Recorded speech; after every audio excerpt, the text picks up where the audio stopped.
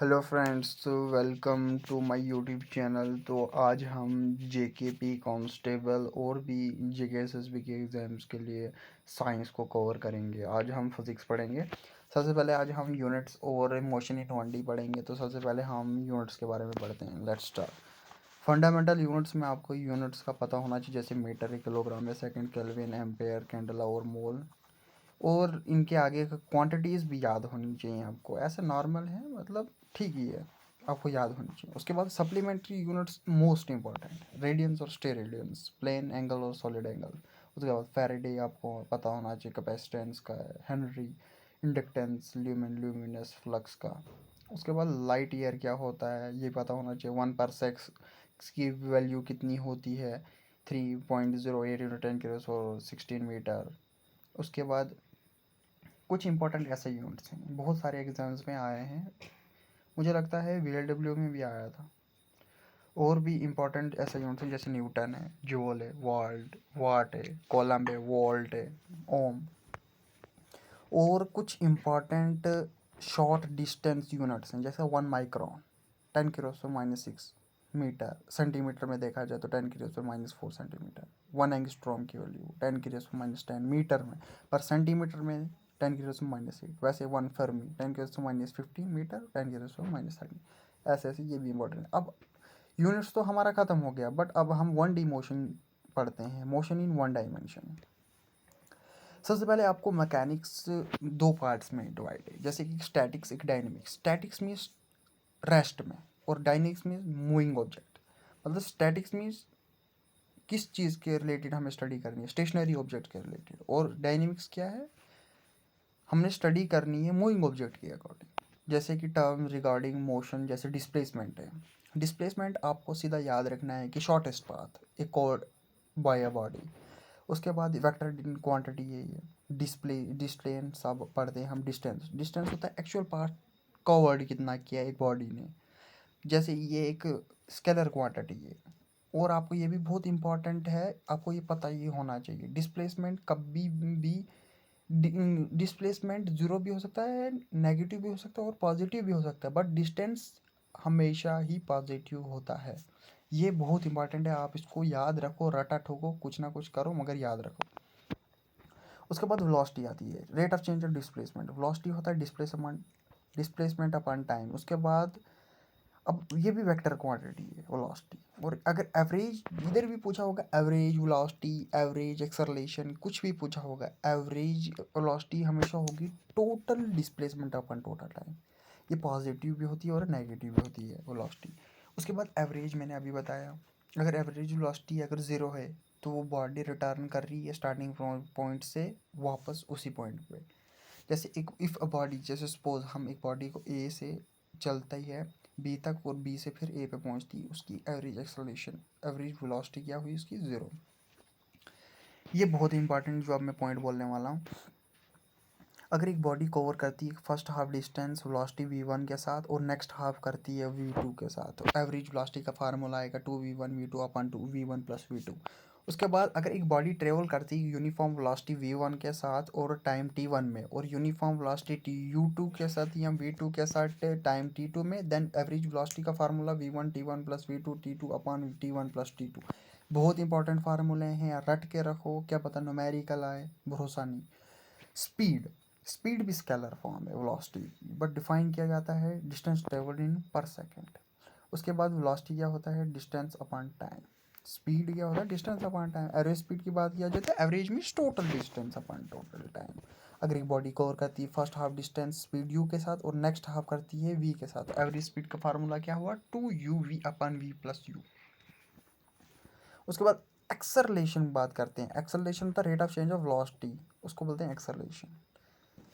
Vector quantity acceleration equal to delta V upon delta T. Negative acceleration means retardation, retardation means acceleration negative. उसके बाद क्या indicate करता है, जो velocity होगी ऑब्जेक्ट की वो डिक्रीज करेगी रेस्पेक्ट के साथ, टाइम के साथ। जो वेलोसिटी की मतलब वेलोसिटी क्या करेगी, टाइम के साथ डिक्रीज करेगी। एक्सेलरेशन यूनिफॉर्म होगा, कभी भी डायरेक्शन और कभी भी मैग्नीट्यूड चेंज नहीं होगा टाइम के साथ। इक्वेशन ऑफ मोशन ये तो बहुत तुमको पता होगा, अगर एक डाउनवर्ड मोशन हो रहा है तो प्लस लगेगा, तो अपवर्ड मोशन में नेगेटिव होगा। तो एक general equation v is U plus A T, S is U T half A T square, V square is U square plus two A S. Distance travelled by a body in nth second का formula आपको याद होना चाहिए, क्या पता पूछा जाए। nth second का फार्मूला है u plus A by two two n minus one.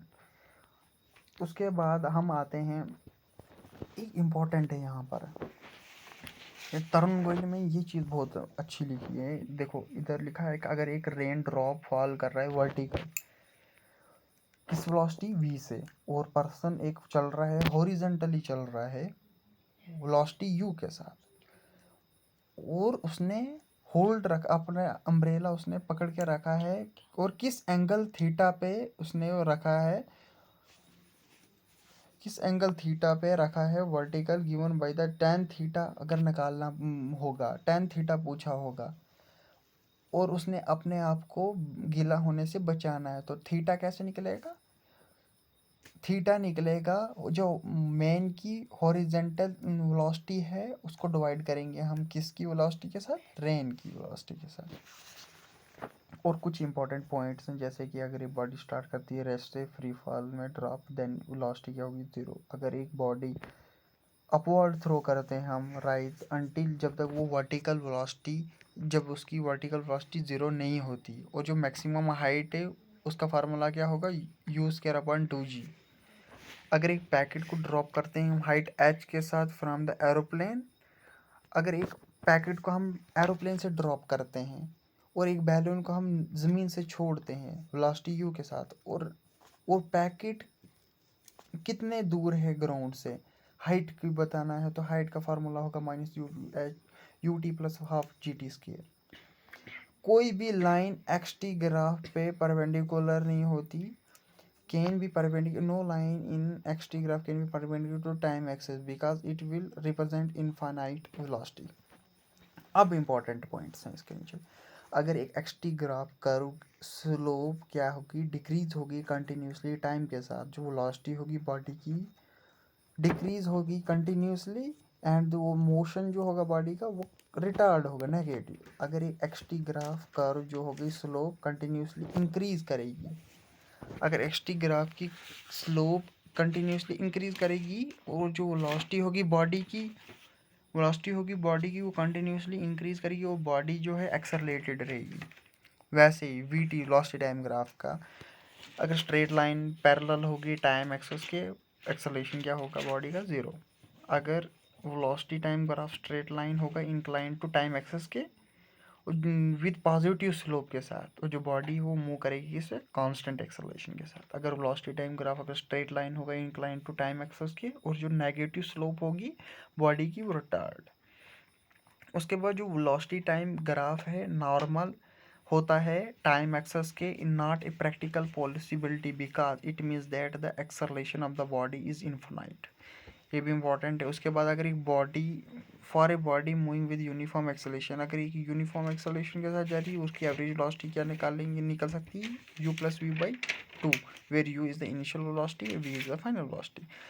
ये बहुत इंपॉर्टेंट है, याद रखना, इधर बताया नहीं ऐसे, इस पर बताया है कि जो डिस्टेंस ट्रेवल करती है body successive seconds is in the ratio of 1 3 5 7। असली में ये question Galileo law of odd number का है, Galileo law of odd number, ये वही है, ये वही स्टेटमेंट है गलीलो ऑड नंबर का। और ये भी बहुत इंपॉर्टेंट है, अगर एक बॉडी स्टार्ट करती है रेस्ट से और जिस डिस्टेंस ट्रेवल करती है बॉडी इन फर्स्ट सेकंड और फर्स्ट 2 सेकंड और फर्स्ट 3 सेकंड में, वो कितना कितना करती है, 1:4:9:16:25। और जो बॉडी, अगर एक बॉडी ड्रॉप करती है freely top of A tower से फ्रीली ड्रॉप होती है, और जो एक body projected horizontally from the same point, उसी पॉइंट से एक बॉडी हॉरिजेंटली फेंकते हैं हम, एक थोड़ी हॉरिजेंटली फेंकते हैं एक फ्रीली फेंकते हैं, तो दोनों एक ही टाइम पर ग्राउंड पे पहुंचेगी। तो आई होप गाइस आपको ये वीडियो अच्छी लगी होगी, तो अच्छी लगी होगी तो लाइक शेयर सब्सक्राइब ज़रूर करें, और कमेंट में अपने विचार रखें कि हमें इस सीरीज़ पे काम करना चाहिए, टोटल कंप्लीट सीरीज़ करें हम जर्नल साइंस की, और कुछ